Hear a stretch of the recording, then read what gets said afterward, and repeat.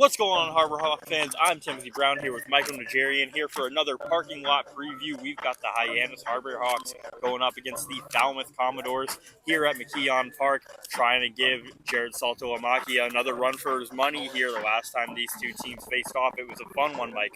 Yeah, it was 9-5 down in Falmouth last week. A little Dolly Parton reference there that you've liked to pull out a couple times this summer. Quite a few. But it was a game that at the time we called a must-win, just because of the skid Hyannis had been on, and they took care of business. They were ahead 5-1. Then we saw Falmouth fight their way back into the game. They tied it, and then in the ninth inning, 4 runs by the Hyannis bats. They took control, got the win. Ryan Speciak closed it out. It was a great day. They won the game. They improved to 3-0 against Falmouth with that win.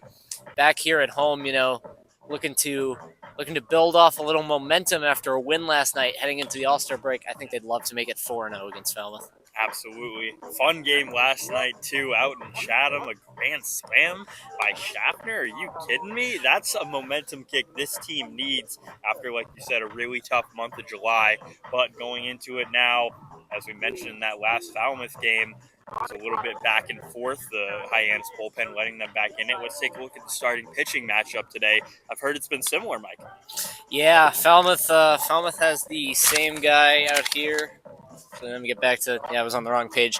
I got TJ Coates, the right-handed pitcher, just committed to Miami in the transfer portal.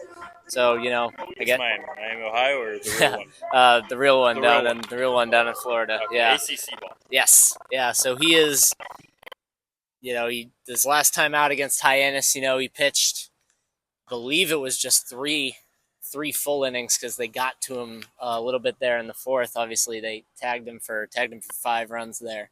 That was his third start in his 5th total appearance. But it really wasn't surprising that Falmouth chose him to move into the starting rotation because he had handled starting pitching workloads just out of the bullpen before. He had 2 outings, or he had 1 relief outing of 5 innings pitched, 1 relief outing of 4 2/3 innings pitched, 1 loss and 1 win out of that. But Hyannis got to him last time. They got some new guys in the mix that we didn't see last week, that TJ Coates didn't see.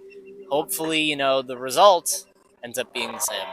Right, and on the other side, Carson Yasa on the bump today for Hyannis. His last time out, he went 5 scoreless innings against the Wareham Gatemen, a 3-2 loss for the Harbor Hawks after they led 1-0 late into the game.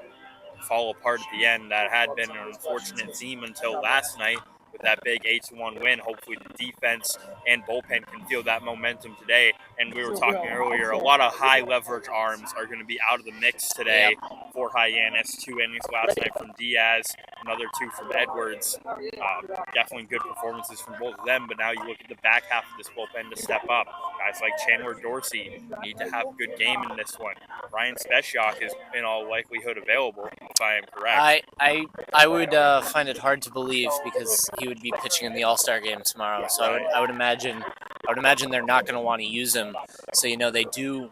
It really, even if Yasa would give you 5 shutout innings like he did his last time out, you are really going to have to piece this together with arms that either have struggled this summer or are just new and we haven't seen pitch before. Depending on the score of this game, they might be getting thrown into a high leverage spot there, especially with so many good relievers unavailable. You're going to have to lean on guys like Mason Russell, new guy like Connor Kelly. You got to see what you get out of these guys in more of these leverage spots because you're going to need it tonight in all likelihood.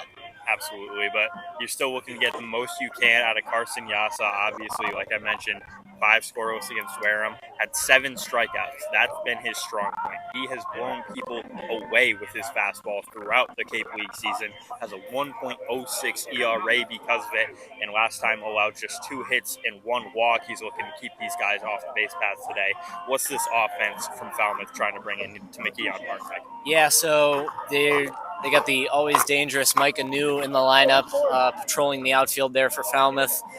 Last week when we caught up with him, when I talked about him, he had an OPS over 11 was 11:22. I'm gonna guess that hasn't changed.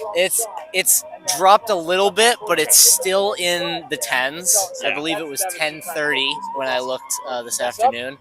Another guy you want to look at, Antonio Morales. I mentioned, he doesn't have the best slugging numbers. He's not a slugger, but he gets on base a ton. He still has an on base percentage in the high 300s. He got on base last time against the Hawks. He's somebody that Yasa and the Hawks pitching staff and Brody Briggs behind the plate as well are going to want to control on the base paths, make sure he doesn't hurt them. Another guy looking at infielder Justin Osterhaus. He's got a solid stat line. He's a guy that can burn you as well. And Carl Schmidt, the infielder. These are guys that have hit the Hawks so far. Because the Hawks are 3-0 against them, but Falmouth has not struggled with scoring runs against these guys. So these are hitters that Yasa and the Hawks pitching staff are going to want to keep in check. They did it with a Chatham offense last night. Let's see if they can make it 2 straight. Well, now the Hyannis hitters are going to try to punch into this one as early as they can. As we said, this season they've made good of their leverage situations early for the most part, other than a few bullpen collapses here and there, especially within this month. But giving run support to a great starting pitcher like Yasa is something they actually failed to do against Wareham and ended up in the late game collapse that happened, I believe, a week ago. So now Hyannis' offense, of course, scored 9 runs against Falmouth last time at Gov Fuller Field down there. Good name, Paul. I didn't think I was going to get that one out. There you go. But that 4-run 9th inning, highlighted by guys like Jeff Lugie. I think he's going to be a big part of this lineup today. Out of that 2 spot, he's got Jake Schaffner in front of him, who, again, coming off of that grand slam, yes, he's got to be feeling himself a little bit. Absolutely. Feel like, Hyannis, they should look comfortable today after a win yesterday, and even more comfortable in knowing that you're 3-0 against the team that you're facing right now. So there's no reason not to let the swings fly today. Yeah, absolutely. And this game not only is important for Hyannis, just trying to get their confidence back, it's a big one in the West Division standings.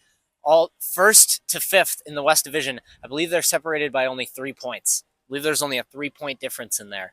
Hyannis and Falmouth have been neck and neck with each other all summer.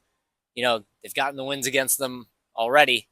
A win today would go so far. It would move the team up the standings again before the All-Star break. It would just continue to give them more confidence that they can win the games when they have to win, which this might be hard to believe, Tim. We're coming up on game 30. Oh, that's ridiculous. We're coming up on 3/4 of the way through the regular season. Mitch Carricker, had said it a couple days ago. This is the time where we got to start winning ball games. And, you do have a break coming up, but I think it's important to enter this little 2-day break we have here for the All-Star game with the momentum on your side. Absolutely. That being said, let's see how this one's going to go in our own minds. Mike, what do you got for a score prediction and player of the game? Yeah, score prediction, I was way off with my score prediction last night. I said 5-3 Hyannis, and it was 8-1 because, the offense only had 3 hits, but they walked 8 times. They wore a couple, got hit by a couple pitches. They really made the Chatham pitching staff work.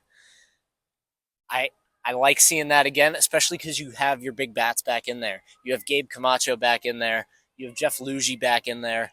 You have Jake Schaffner coming off arguably his best game of the season so far. Not just the grand slam, but he made a few spectacular defensive plays at shortstop last night. That top of the order is looking really good.